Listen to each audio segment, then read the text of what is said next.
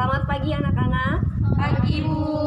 Apa kabar semuanya? Alhamdulillah baik. Alhamdulillah baik. Baiklah, sebelum kita memulai pelajaran kita pada pagi hari ini, ayo kita bersama-sama berdoa terlebih dahulu. Berdoa dimulai.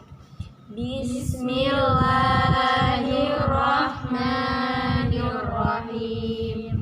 Rabbi shrahli sadri wa yassirli amri wahlul 'uqdatam min lisani yafqahul qawli. Rabbi zidni ilma warzuqni fahma. Amin ya rabbal alamin. Amin.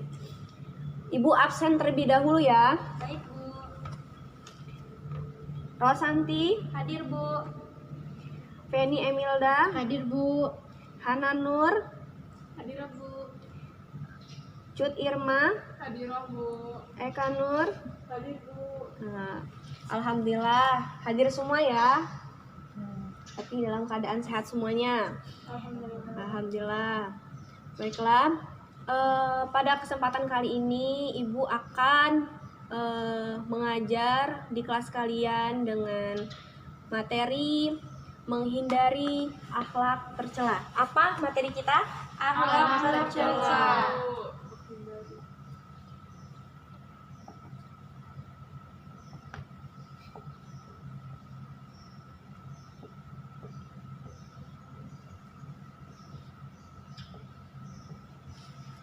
Menghindari akhlak tercela.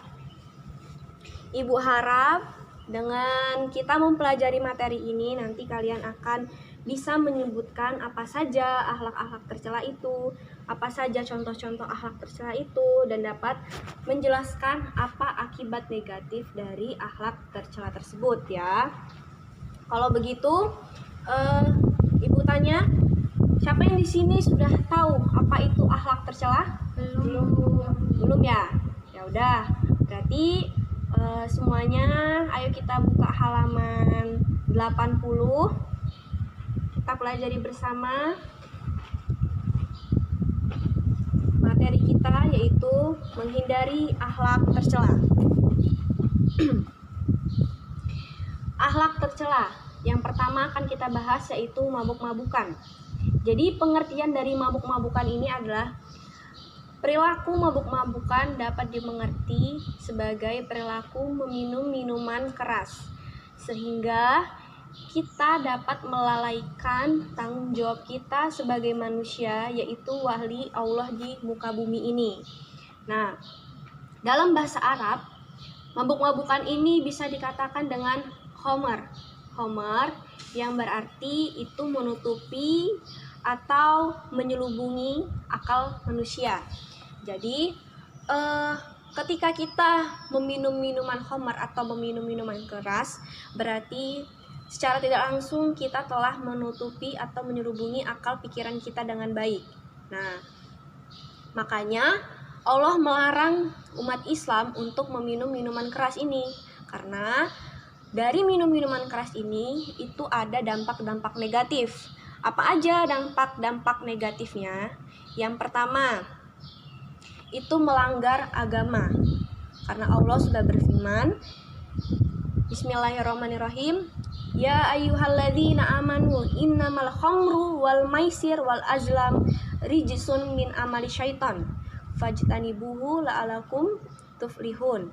Hai orang-orang beriman, innamal khamru, sungguhnya meminum minuman keras, berjudi, terus menyembah berhala, mengundi nasib dengan panah adalah termasuk perbuatan syaiton. Maka jauhilah perbuatan-perbuatan itu agar kamu mendapat keberuntungan. Nah, terus akibat negatif yang kedua yaitu terlarang melaksanakan ibadah. Karena sesungguhnya ketika kita melaksanakan ibadah itu harus dalam keadaan yang sadar. Nah, kalau contohnya kita melaksanakan sholat nih, kalau kita nggak sadar itu nanti malah bacaan kita ngawur, terus kita juga nggak fokus dalam beribadah, karena Allah sudah melarang kita atau menjelaskan dalam firman-Nya, ya ayyuhalladzina amanu la taqrabus shalah wa antum sukara. Nah, hai orang-orang beriman, janganlah kalian sholat sedangkan kamu dalam keadaan mabuk. Itu tadi, karena kalau kita dalam keadaan mabuk, akal pikiran kita itu sudah tertutupi, jadi kita tidak fokus dalam melaksanakan ibadah. Selanjutnya, akibat negatifnya itu menghiasi diri dengan kotoran dan kekejian. Nah, semakin kita selalu berbuat dosa, berarti kita terus membuat atau menghiasi diri kita dengan keadaan-keadaan atau dosa-dosa yang berlimpah gitu. Ketika dosa kita sudah banyak, sudah berlimpah, itu hidayah itu sulit, ibadah itu sulit untuk kita rasakan. Nah, seperti itu. Terus yang terakhir adalah menimbulkan gangguan mental. Nah, karena tadi udah dijelaskan dari awal juga udah dijelaskan bahwa meminum minuman keras ini menutupi akal sehat kita. Jadi semakin lama kita mengkonsumsi atau semakin sering kita mengkonsumsi khamr ini, nantinya otak dan akal pikiran kita terganggu. Seperti itu ya. Terus selanjutnya Ibu akan menjelaskan tentang berjudi. Jadi berjudi itu apa? Dalam Ensiklopedia Indonesia, judi diartikan sebagai suatu kegiatan pertaruhan untuk memperoleh keuntungan, tetapi keuntungan itu belum jelas, belum tentu kita dapatkan. Jadi dalam berjudi ini ada pihak yang diuntungkan dan ada pihak yang dirugikan, dan kita tidak tahu siapa yang mendapat keuntungan dan dapat kerugian itu. Jadi dia belum pasti, itu namanya berjudi kata tadi kan. Nah, unsur-unsur dalam berjudi itu ada 3. Yang pertama itu permainan, yang kedua itu untung-untungan, dan yang terakhir adalah taruhan. Bagaimana Bu agar kita dapat menghindari perilaku berjudi? Yang pertama, senantiasa beramal ma'ruf dan di setiap hari kita. Jadi kita harus memperbanyak kegiatan-kegiatan yang bermanfaat, yang baik-baik dalam hidup kita, sehingga kita tidak sempat tuh melakukan hal-hal yang buruk. Terus yang kedua, setiap orang harus berusaha menghindari pergaulan dalam judi. Jadi biasanya kita dengarkan kalau misalkan dalam lingkup kita itu mereka berjudi, nanti kita ikut juga berjudi. Makanya kita harus pintar-pintar memilih lingkungan tersebut. Nah, itu tadi salah satu cara agar dapat terhindar dari perilaku berjudi. Selanjutnya yang terakhir, Ibu akan menjelaskan tentang zina. Jadi apa sih Bu zina itu? Zina adalah persetubuhan yang dilakukan antara laki-laki dan perempuan tanpa ikatan nikah yang sah sebelumnya, ya. Jadi persetubuhan ini dilakukan dalam tidak ada ikatan nikah di dalamnya, gitu. Jadi zina ini terbagi menjadi 2. Yang pertama zina mushan sama goiru mushan. Nah, zina mushan ini adalah zina yang dilakukan oleh laki-laki dan perempuan yang mereka pernah mengalami pernikahan atau dalam keadaan pernikahan dengan orang lain. Paham ya? Nah, orang yang melakukan zina ini mereka akan mendapat hukuman, yaitu dirajam.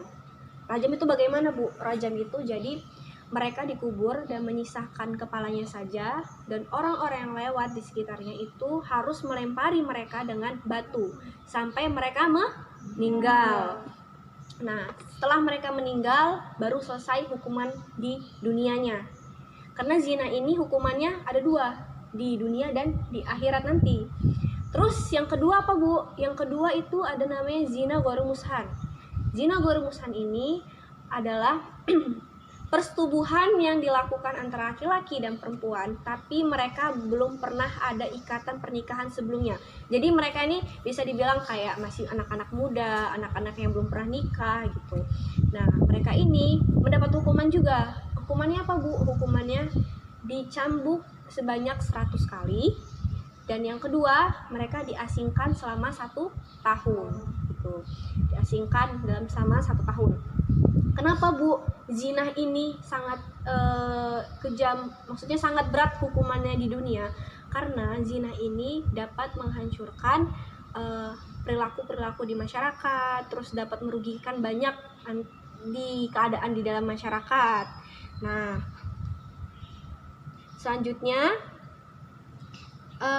akibat apa saja akibat negatif perilaku berzina apa saja nih? Ibu akan menyebutkan beberapa akibat negatif perilaku berzina. Karena yang Ibu sebutin ini nanti itu dapat kalian simpulkan kenapa sih hukumannya itu berat ya. Yang pertama, merusak ikatan keluarga dan masyarakat. Kalau misalkan seandainya nih di orang yang melakukan perzinahan ini dia sudah menikah, nah itu berarti tandanya dia merusak ikatan keluarganya, ya kan? Yang berarti kalau misalkan dia menggugurkan anaknya, berarti dia sama saja telah membuat 2 dosa, yaitu dosa berzina dan dosa membunuh orang.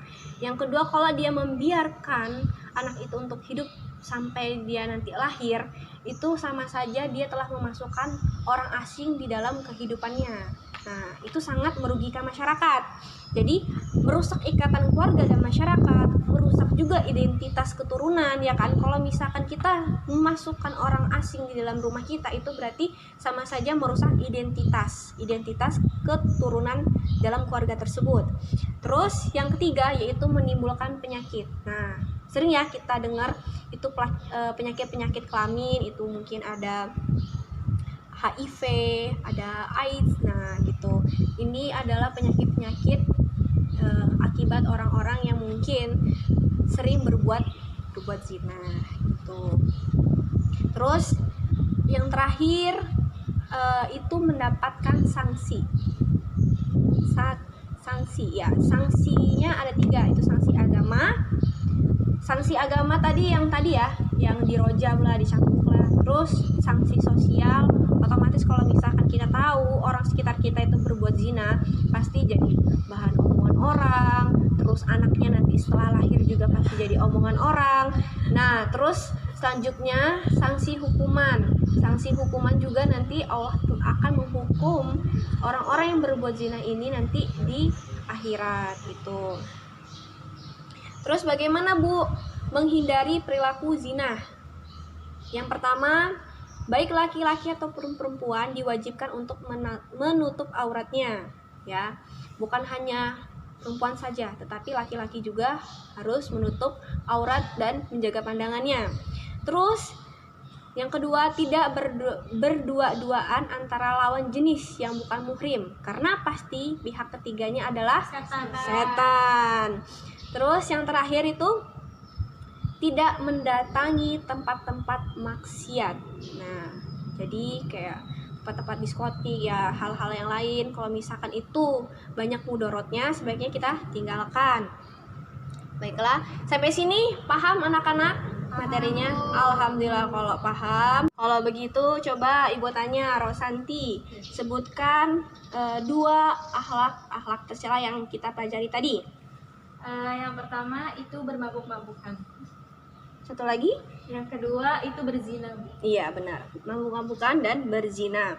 Kalau begitu, karena menurut Ibu kalian sudah paham, Ibu akan membuat kelompok. Nanti kalian akan mendiskusikan apa saja yang tadi Ibu jelaskan. Nanti perwakilan kelompok dari kalian itu akan mempresentasikan dan akan mempresentasikan apa yang kalian dapat dari diskusi tadi ya. Kelompok 1, mana kelompok 1 angkat tangan? Ya, kelompok 1, Ibu persilahkan untuk Hana mempresentasikan hasil diskusinya tadi bersama teman-temannya. Ya, silakan. Coba jelaskan apa pendapat kamu tentang zina. Jadi, zina itu suatu perbuatan yang dilakukan oleh sepasang manusia, laki-laki dan perempuan, melakukan hubungan intim atau yang dilakukan tanpa adanya. tanpa adanya ikatan pernikahan. Iya, betul sekali. Tepuk tangan untuk kelompok 1. Kalau seperti itu, Ibu rasa kalian sudah paham semua ya materi kita kali ini. Semoga kita semua selalu diberi kemudahan oleh Allah Subhanahu wa taala. Amin. Ibu akhiri. Wassalamualaikum warahmatullahi wabarakatuh. Waalaikumsalam warahmatullahi wabarakatuh.